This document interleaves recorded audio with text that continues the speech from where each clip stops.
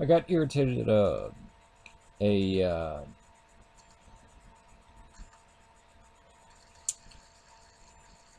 an ad from Virginia that said come visit, all this stuff like Virginia, and had Lincoln on there, even though Virginia hated Lincoln, and many people down there still do. Um, Not necessarily for racist reasons or anything like that, but they don't, Lincoln was responsible for the demise of the South. I don't see anything romantic in the Southern, slave owning, that kind of thing. I mean, you could say, oh, it's cool from an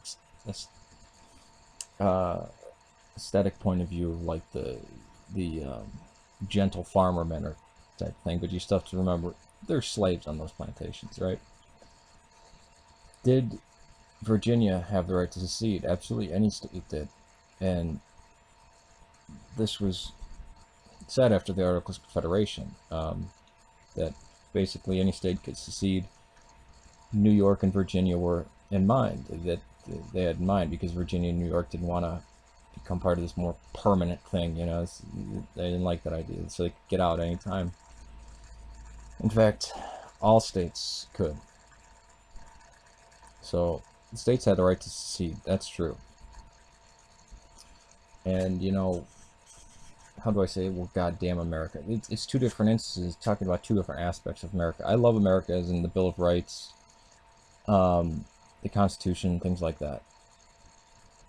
By the end of World War II, America was the good guy. Right? I mean, it had saved the world like 3 times. And then it went to fight the communists. And fighting communism was important, except it really didn't do that.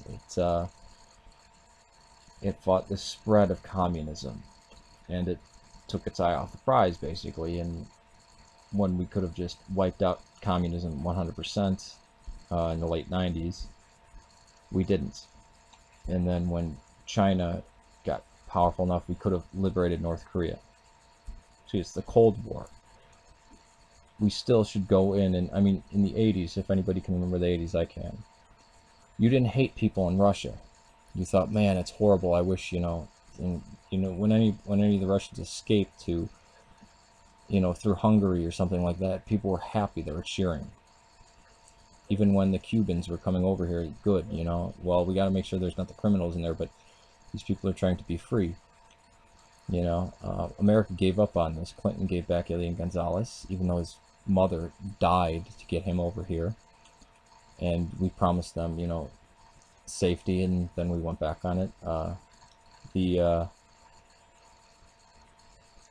America conducted itself horridly in the Vietnam conflict, and then the soldiers wound up getting spit upon. And again, a lot of this has to do with the baby boomers and the people immediately before the baby boomers.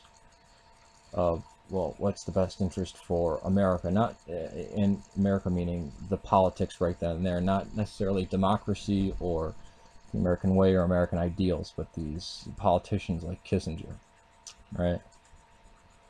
And screwing over people and basically making them choose between communism and a hard place, to the point where in the 80s they make the Contras look like bad guys. Well, the Contras did bad things. Well, it was a war, and the Sandinistas were psychopaths, slaughtering people. The Sandinistas are back in power, and they're slaughtering people again in Nicaragua. America always undercutting things because they think, oh no, but this is a friend, and if, even though he's a brutal dictator, he's a friend, and the other guy might not be a friend. Instead of gaining friendship with the people, like in Iran, where we could have done, if we just said, hey, it's fine, or this and that, and relied on American ingenuity. These people had no faith in America. They almost wanted America to be like Stalinist Russia, controlling everything, and basically saying, well, since we're for freedom and the communists are evil, then any evil we do, they're going to overshadow it. No. What I'm against is this fake history and the fact that, yeah, it's good that we crushed slavery. America should be strong. But the crimes that America is committing now is horrible. I mean, we've lied ourselves. We lied ourselves with so much evil. And yeah, it's largely due to the Democrats.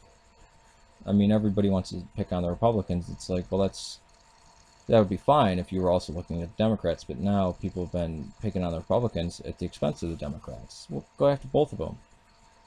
In fact, it was the Democrats that were pro-slave. It was the Democrats that were anti-civil rights. Martin Luther King was a Republican. Republicans were the abolitionist party. Now you have both of the parties totally corrupt.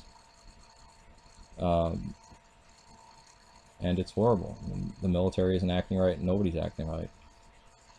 And we're supporting things like Israel and Saudi Arabia, and it's terrible.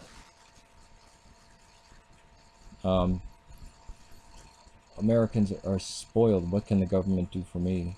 Type of thing, which is horrid. We are the government. And people, oh, we're against the government. This and that. Well, we should be the government. We should have a popular uprising.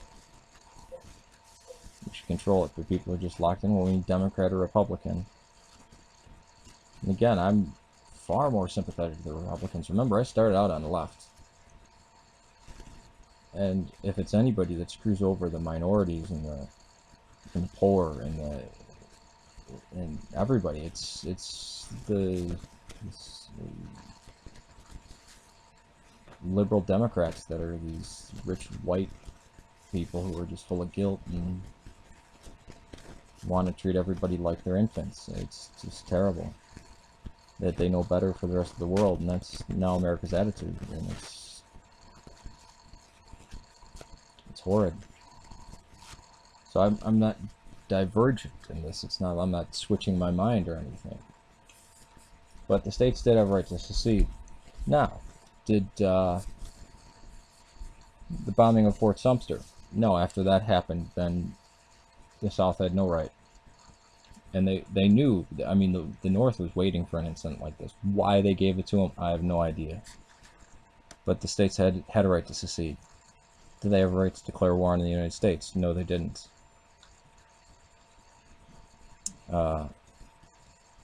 But no, both videos still stand. I understand people's confusion, but I want to clear this up. So, take it easy.